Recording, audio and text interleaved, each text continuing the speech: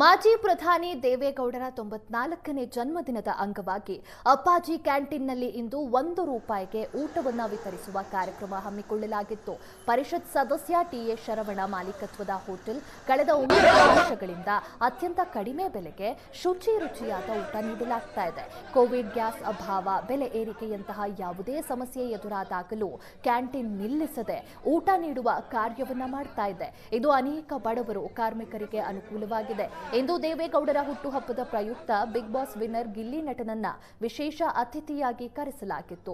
ಜೊತೆಗೆ auto driver ಹಾಗೂ ಪೌರ ಕಾರ್ಮಿಕರಿಗೆ ಉಚಿತವಾಗಿ ಸಮವಸ್ತ್ರವನ್ನು ಹಂಚಲಾಯಿತು. ಸನ್ಮಾನ್ಯ ದೇವೇಗೌಡರ ಹೆಸರಲ್ಲಿ ಈ ನಮ್ಮ ದೇವೇಗೌಡ ಅಪ್ಪಾಜಿ ಕ್ಯಾಂಟೀನ್ ಪ್ರಾರಂಭ ಆಗಿ 9 ವರ್ಷಗಳ ಕಾಲ ಆಗಿದೆ.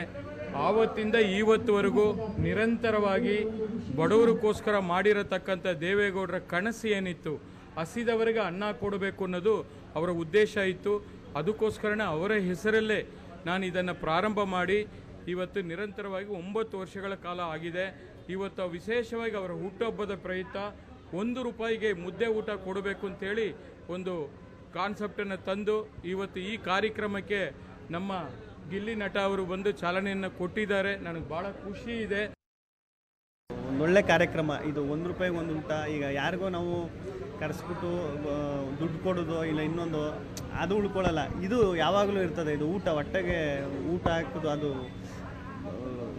ಅದು ಊಟದ ಬೆಲೆ ಗೊತ್ತಿರೋರಿಗೆ ಮಾತ್ರ ಗೊತ್ತಿರ್ತದೆ.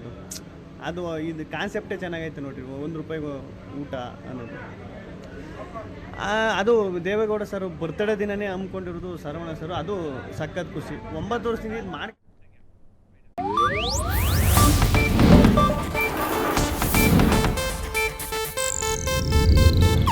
ಇದು ಏಷ್ಯಾನೆಟ್ ನ್ಯೂಸ್ ನೆಟ್ವರ್ಕ್ ಪ್ರಸ್ತುತಿ.